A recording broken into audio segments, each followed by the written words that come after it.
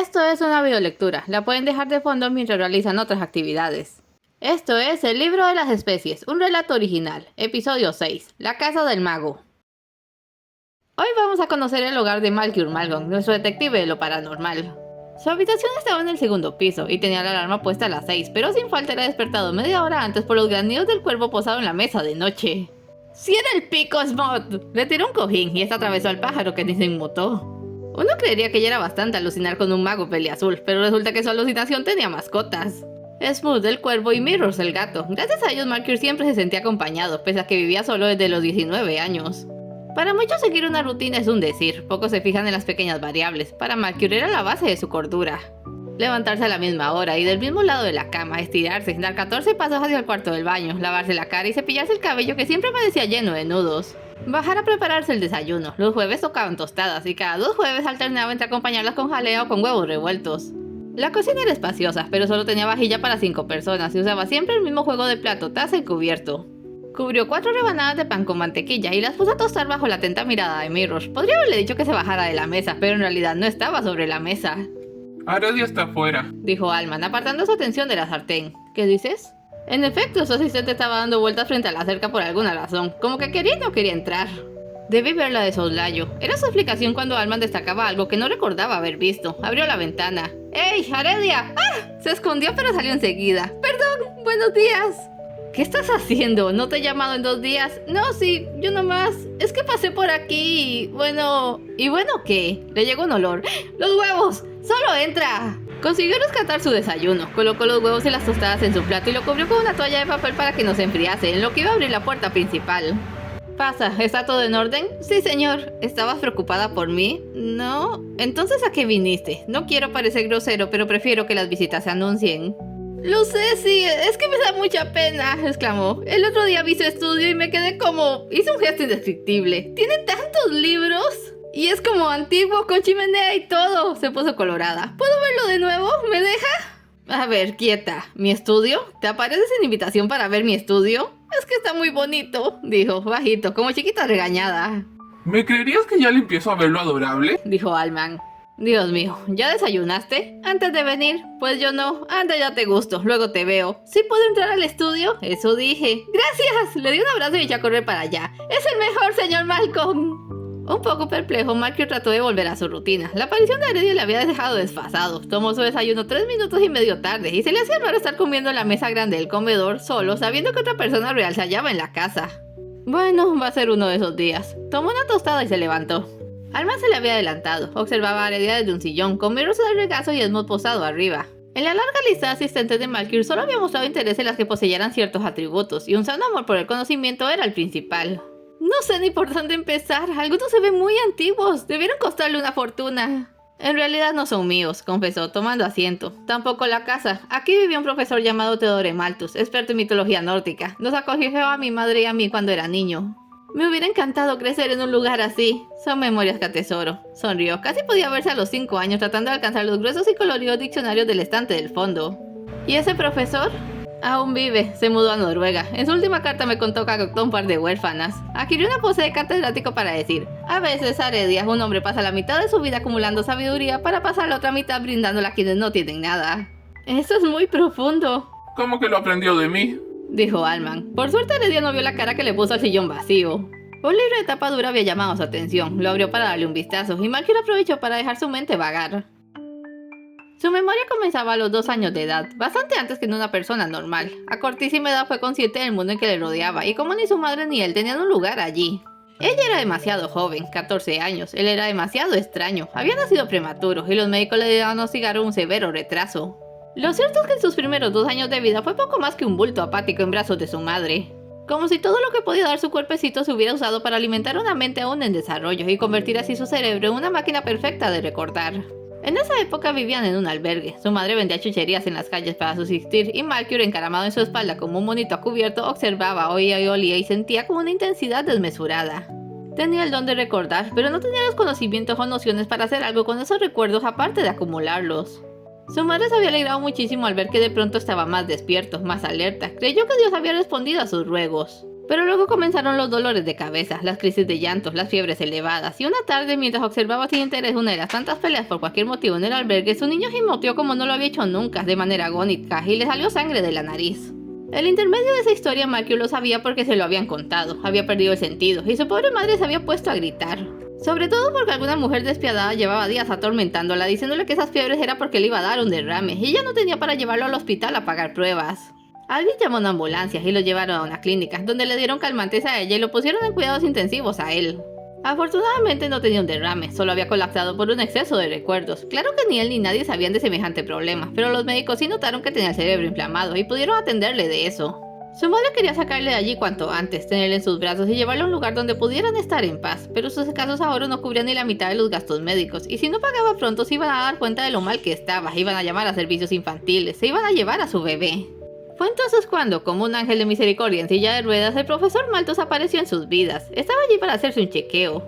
La vio llorando amargamente en la sala de espera, le dio un pañuelo, escuchó su historia y antes de que ella pudiera alzar ese escudo de espinas que es el orgullo de todos los pobres, el profesor fue al mostrador y exigió la factura médica para pagarla.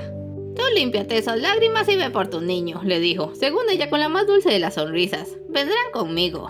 Cuando creció y se volvió un poco más pragmático, un poco más serio, Michael pensó que quizás su madre había adornado un poco esa historia, que era demasiado buena para ser verdad. Una madre soltera, un niño enfermo, una crisis, y de la nada había salido una buena persona a salvar sus vidas.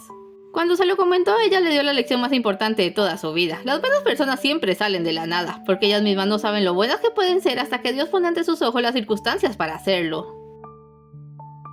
¿En qué está pensando?, preguntó Aredia, notando su expresión y devolviéndola al presente. Nada, solo recordando. Si quieres puedes venir a mi estudio cuando quieras. ¿De verdad? Solo no llegues tan temprano y llama antes. Claro, señor, gracias. ¿Estás seguro? Eso disparará el número de ciertos días. Ciertos días, o uno de esos días, era la etiqueta para señalar cualquier día en que su rutina se rompiera bruscamente, y en general eran los días en que trabajaba.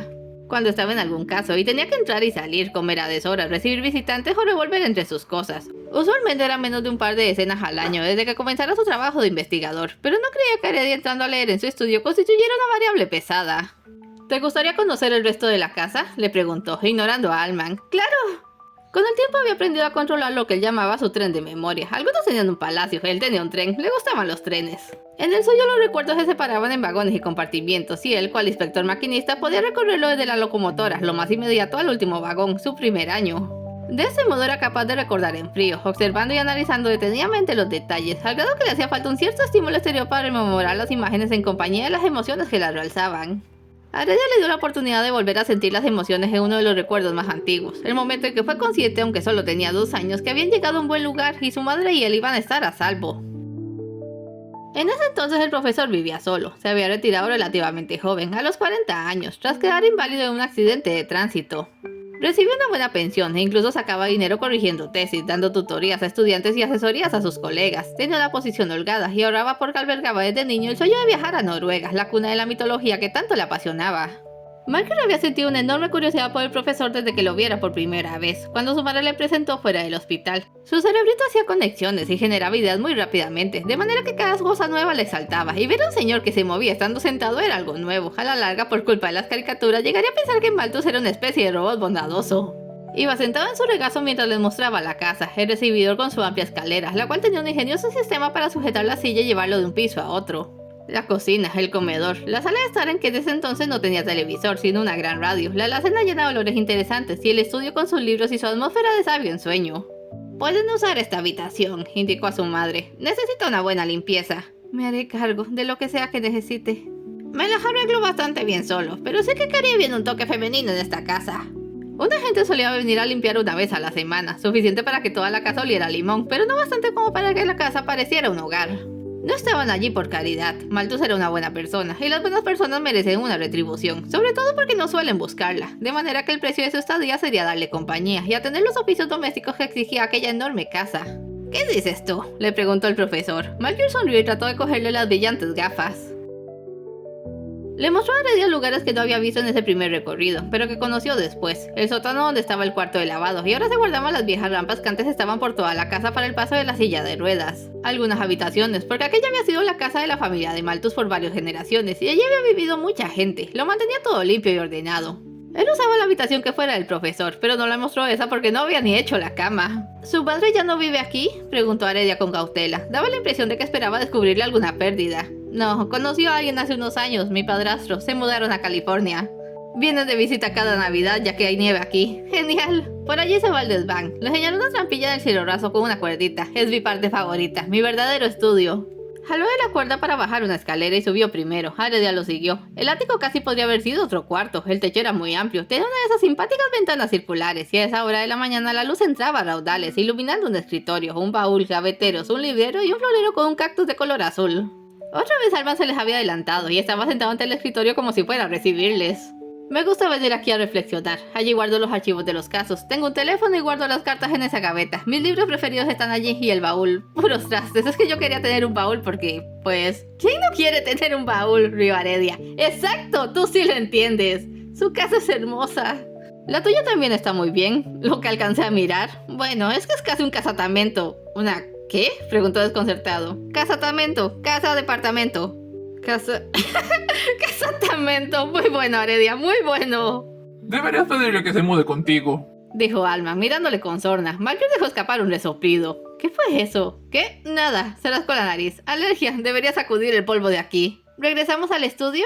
Ve tú. Debería revisar mis llamadas. Ya te alcanzo. Heredia salió y se volvió a ver al otro, que acariciaba a su gato con gesto distraído. A ver si cuidas lo que dices. Me vas a causar un disgusto cualquier día de estos. No digo más que lo que veo. Esa niña te tiene alucinado. Es mi asistente. Es la primera asistente a la que le das un tour por la casa y le permites venir cuando guste. Es muy buen asistente. No ha resuelto más de un caso. Entonces es pronto para pensar en que se mude, ¿no?, dijo devolviéndosela. Te la concedo. Esperaré. Ya que esperas, hazme un favor. Mantente en silencio. Es listo tener a alguien en casa que no piense que estoy chiflado y no quiero que lo arruines. Bajó para reunirse con Heredia. Al llegar al estudio empujó la puerta unos centímetros y la vio leyendo un libro, inclinada sobre este y con gesto de profunda atención. Sonrió. No era solo que Heredia le tratara con tanta soltura, era el simple hecho de tener compañía auténtica para variar. Es todo por hoy. No se vayan sin dejar un like y un comentario y nos vemos en el siguiente episodio.